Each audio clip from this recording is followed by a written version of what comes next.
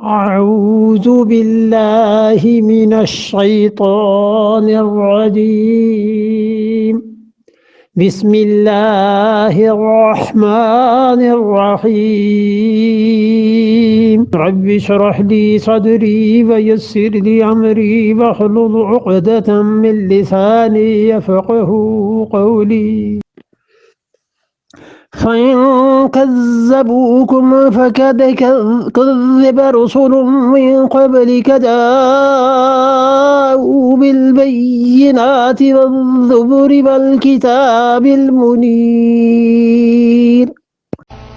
فَإِن كَذَّبُوكَ، اور ان جرائم کے بعد، اس بات کے بعد اگر آپ کو جھٹلاتے ہیں تو آپ پرواہ نہ کیجئے. فَقَدْ كُذِّبَ رُسُلٌ مِّن قَبْلِكَ، جھٹلائے گئے ہیں رسول علیہ الصلوۃ والسلام من قبلک، آپ سے پہلے کتنے ہی رسول تھے. دونوں جگہ پر اللہ تعالی نے رسل کو نکرہ کے لیے استعمال فرمایا. قد جاءکم رسل اور فقد کذب رسل. دیکھا آپ نے، اس کا مطلب یہ ہے کہ دونوں جگہ پر ان کی عظمت، ان کی شان کی بات کی ہے کہ انبیاء علیہ السلام بہت کثیر تعداد میں بڑی شان والے آئے تھے. فقط کذب رسول من قبلک، آپ سے پہلے بھی یہ رسولوں کو جھٹلاتے ہی رہے ہیں علیہ السلام کو. جاءوا بالبینات، اور وہ جو رسول تھے وہ کیسے آئے تھے؟ نشانیاں لے کر آئے تھے اللہ کی طرف سے. بینات کا مطلب واضح دلائل لے کے آئے تھے جو عقلاً بھی سمجھ آتے تھے، یا معجزات جو واضح طور پر دیکھے جا سکتے تھے. ایک والزبر، اور وہ کیا لائے تھے؟ زبر.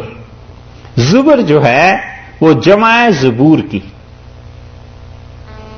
یہ تشدید آ گئی نا، والزبر. یہ شد کبھی کبھی آ جاتی ہے جب ادغام ہوتا ہے، دو حرف مل جاتے ہیں.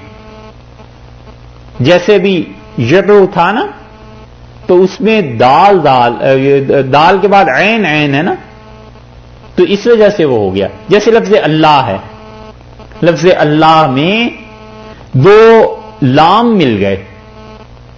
اس لیے اہل لغت کے 4 مذاہب ہیں اللہ کے بارے میں کہ لفظ اللہ جو ہے وہ بنا کیسے ہے.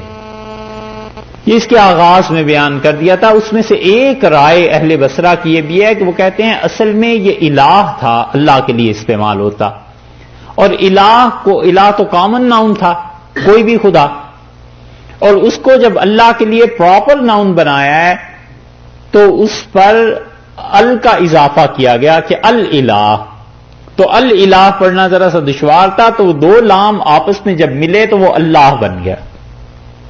تو اللہ سے مراد حق تعالی شانہ کی ہستی، یہ اس کا ذاتی نام. تو یہاں بھی والزبر، اور وہ جو نوشتے تھے. یہاں پہ تفسیر ماجدی میں لکھنے میں گڑبڑ ہو گئی ہے. کاتب نے والزبر کو نوشتے کی بجائے فرشتے لکھ دیا، نون کی بجائے فے لگا دیا، تو حضرت نے ترجمہ نہیں کیا. وہ جو فرشتے لکھا گیا وہ اس کی صحو قلم کا نتیجہ ہے، قلم اس کا ایسے چل گیا ہے. تو اس لیے آپ کبھی اگر تفسیر ماجدی پڑھیں تو زبر سے مراد فرشتے نہیں ہیں، وہاں بھی زبر سے مراد نوشتے ہیں، نوشتن تحریر. جاؤ بالبینات، وہ انبیاء، وہ رسول علیہ الصلوۃ والسلام وہ آئے تھے واضح دلائل لے کے. والزبر، اور اس کے ساتھ ساتھ وہ کیا لائے تھے؟ نوشتے لائے تھے، کتابیں لائے تھے، صحیفے تھے ان کے. والکتاب المنیر، اور ایسی کتاب لے کے آئے تھے جو بڑی روشن تھی، چمکدار تھی، کھلی ہوئی کتاب. منیر نور سے نا، تو منیر روشن کتاب لے کے آئے تھے. غالباً مراد یہاں تورات ہوگی، یا یہ کہ مفسرین میں سے کچھ اس طرف گئے ہیں، وہ کہتے ہیں ہر کوئی جو رسول تھا علیہ السلام اس کی کتاب منیر ہی تھی، نور والی تھی، چاہے ہم تک پہنچی ہے اور چاہے نہیں پہنچی. تو اللہ نے کہا کہ ان کو بھی نہیں مانتے تھے.